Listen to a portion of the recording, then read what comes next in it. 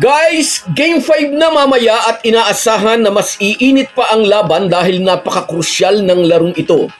Ang mananalo ngayong Game 5 ay magkakaroon ng dalawang pagkakataon upang makasalta sa finals. Nasorpresa ng Ginebra ang Meralco sa Game 4 kung saan ay naitabla ng Jinkings ang series.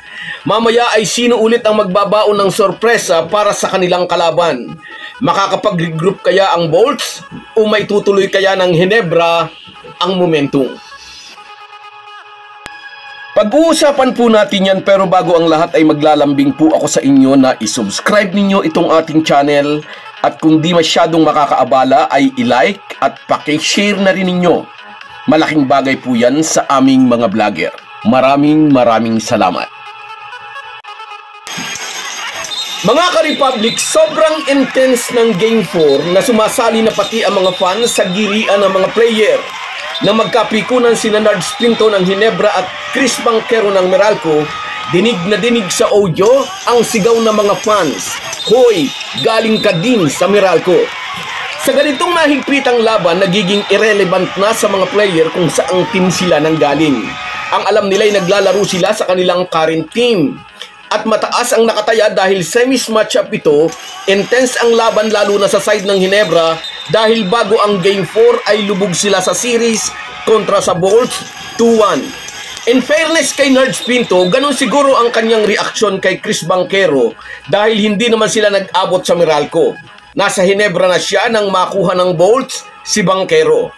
Anyways, na-thrown out din si Cliff Hodge dahil sa pagtutukod nito ng siko sa lalamunan ni Scottie Thompson na nagresulta ng playground foul penalty 1 at may nauna ng isang technical dito kaya na-eject ito sa game. Higit pang intensity ang inaasahan sa Game 5. Pivotal game ang Game 5 dahil lalapit ng isang hakbang ang mananalo papunta sa finals. Excited ang marami kung ano ang bagong sorpresang ilalatag ni Coach Tim Cone para muling bulatin ng Meralco. Umaasa naman ang mga Meralco fans na nakapag-design na ng plano si Nenad Vucinic kung paano nila ika-counter ang triggered combination na ginamit ng Ginebra coach. Ang magandang laro ng Jinkings ay didepende ulit sa magiging performance ni Scottie Thompson. Hindi halos naramdaman ang former MVP sa naunang tatlong laro dito sa best of 7 semifinal series, ngunit bumawi si Thompson sa Game 4, kung saan ay kailangan ng Ginebra ang panalo para maitabla ang series.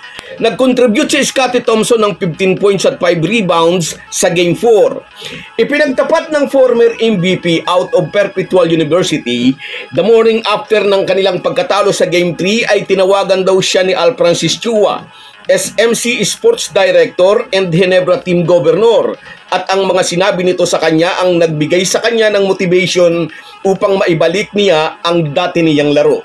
Ipinaalala raw sa kanya ni Boss Al kung paano siya nagsimula sa PBA, ang kanyang mga achievement bilang player, na dapat nga niyang magamit ngayong kailangan ng kanyang team ng player na mag-i-step up upang di sila mabaon sa 1-3. Kung natalo ulit ang Ginebra sa Game 4 ay napakahirap ng umahon.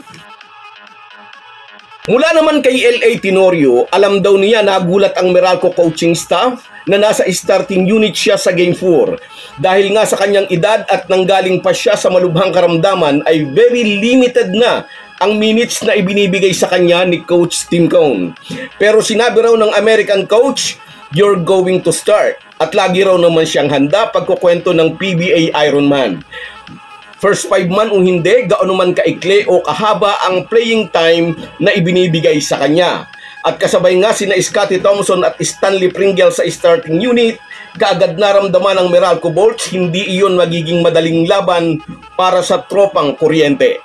Hindi natin alam kung muling makikita mamaya sa Game 5 ang triggered combination at tubig sa gitna para sa tropang mag-aala. Alam ni Coach Tim Cone, paghahandaan na iyon ng Meralco, kaya posibleng ibang sorpresa naman ang ihahain ng Ginebra coach para sa mga bataan ni Nenad Vucinic. Kung muling mapipigil ng Ginebra ang maagang pag-iinit ng shooting ni Alin Maliksi at Chris Newsome, mas malaki ang pag-asa ng Jinkings. Maging maagap lang sa pagko-close out sa mga outside shooters tulad ni Chris Banquero at Bong Quinto. At huwag kakalimutan si Raymond Almasan. Malamang sa malamang makukuha ng Jinkings ang win number 3. Muling sasandala ng Hinebra ang kanilang big men na sina Japet Aguilar at Christian Standhardinger upang tapatan ang bagong sandata ng Meralco sa gitna na si Brandon Beach at ang astig na si Cliff Hodge. Napakalaki ng naitutulong ni Brandon Beach sa opensa at depensa ng Bolts, kaya sa ating palagay, isa siya sa dapat ma-neutralize ng depensa ng Hinebra. Wish natin ang isang magandang laban mamaya and hopefully walang masaktan sa magkabilang kupunan. So guys, yan lang muna. Hanggang sa muli.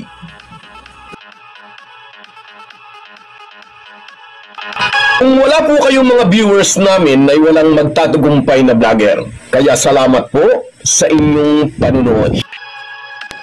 Salamat sa panunood mo, Marcia Hucosol. Salamat, Idol. Masakang wala tayong fake news.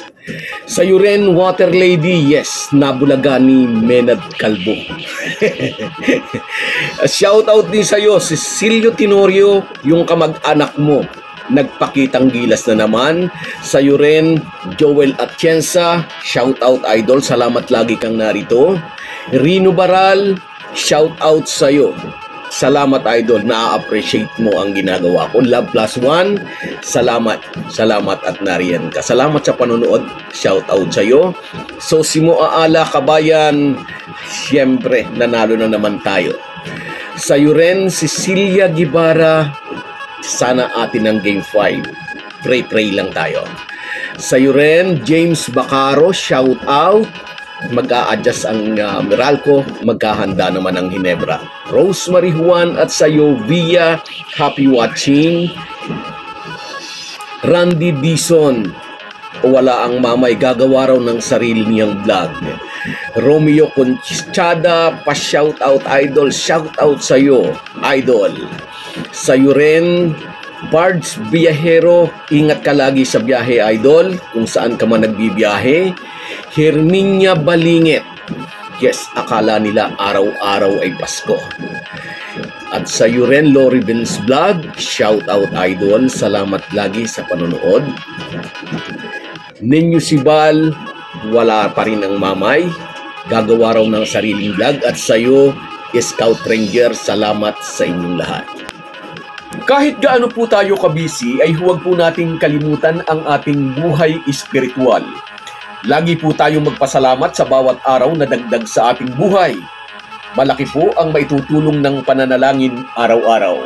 Isang paalala po mula sa inyong Halo Halo Sports Republic.